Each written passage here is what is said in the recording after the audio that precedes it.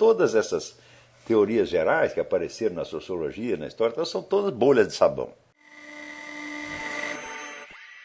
Essa fenomenologia do poder me foi inspirada pela pergunta que José Ortega y Gasset colocou como título da segunda e decisiva parte do seu livro La Rebelión de las Massas, que é a pergunta: quem manda no mundo? Eu me lembro que quando eu li esta pergunta, aquilo teve um impacto muito grande em mim, porque eu falei, mas meu Deus, nós já estamos aqui nesse planeta há tantos milênios e até hoje não sabemos quem manda em nós. Também me lembro que, mais ou menos pela mesma época, havia caído nas minhas mãos um livro do sociólogo americano, um sociólogo esquerdista chamado Wright Mills. O livro se chamava A Elite do Poder, onde ele tentava, mais ou menos, descrever o que era a classe dominante nos Estados Unidos. E ele tinha, vamos dizer, um conceito bem abrangente e muito sério do que era a classe dominante. Ele não se limitava, vamos dizer, à expressão direta do poder político, mas a todos os mecanismos que sustentam esse poder e o tornam possível, né?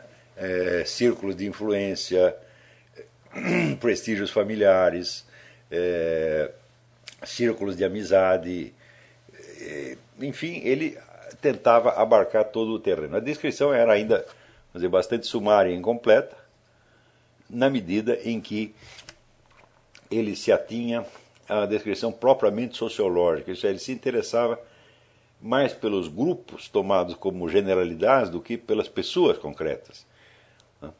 Muitos anos depois, caiu nas minhas mãos o livro do Fritz Springmeier, que é um sujeito que chegou até a sofrer perseguições políticas por causa desse livro. O livro chamava As Linhas de Sangue, seriam as linhas dinásticas dos Illuminati, onde ele estudava um grupo de 13 famílias, rastreando até não sei quando, e chegava a algumas conclusões assim, absolutamente extraordinárias.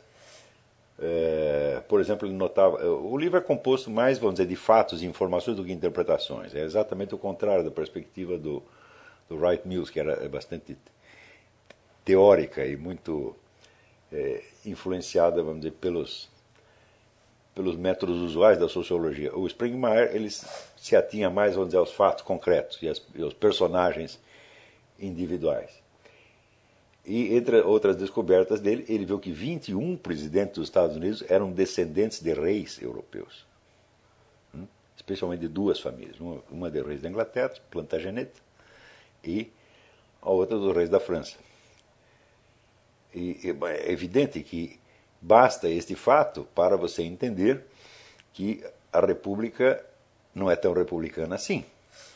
Quer dizer que você, por baixo de uma mudança nominal de regime, podem continuar no poder os mesmos grupos e, sobretudo, as mesmas dinastias familiares que já estavam no poder antes, né? E é evidente que estas dinastias cujos descendentes chegaram à presidência da República não influenciaram o curso das coisas somente através desses seus descendentes. Elas, vamos dizer, ocupavam um vasto lugar no ambiente político. E além dos seus descendentes diretos, tinham muito mais gente trabalhando para eles, né? E à medida que ele ia rastreando isso, então apareciam ali famílias suíças, chinesas, russas, né? E começava a aparecer, quer dizer, simplesmente por estudo de genealogia, quer dizer, quem é parente de quem, né? Quando eu descobri o livro do Springmeier, eu já tinha, fazia tempo, chegado à conclusão de que o que nós chamamos de ação histórica é uma coisa muito peculiar. Quer dizer, uma ação se torna histórica na medida em que ela se prolonga no tempo, para além da duração dos seus agentes individuais. E aquilo que um sujeito leva consigo mesmo para o túmulo não tem consequências históricas, simplesmente não deixou marcas, né? Então, esse fenômeno da durabilidade da ação começou a me chamar a atenção, e eu vi que entre os historiadores e sociólogos de ofício, as pessoas não pareciam prestar mais mínima atenção nisso aí. Quer dizer, o impulso que eles tinham de dar uma aparência de ciência aos seus estudos os levava a tentar trabalhar sempre no nível da generalidade, quer dizer, formular conceitos gerais e leis. Né? Eu digo, ora, então, com isso eles saltavam sobre uma etapa muito importante da formação de qualquer ciência, que é a etapa, vou dizer, da coleta. Você não pode esquecer, por exemplo, quando no século XVIII a biologia começa a elaborar suas primeiras teorias gerais, você tinha aí mais de 20 séculos de coleta de fatos biológicos. Se você pegar a obra biológica, por exemplo, de Aristóteles, né, são coleções e coleções e coleções e coleções e coleções de fatos. Fatos que ele não consegue de maneira nenhuma articular em leis gerais. Porque você só consegue perceber alguma generalidade real quando os fatos que você tem são em número suficiente. E todos os buraquinhos estão tampados, não existem lacunas.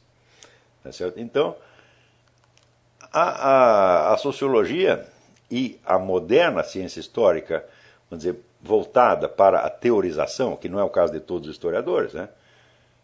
Quando aparecem as teorias da história como a de Comte ou de Karl Marx, né, que já traçam leis enormes, tentando captar regularidades do curso da história, né?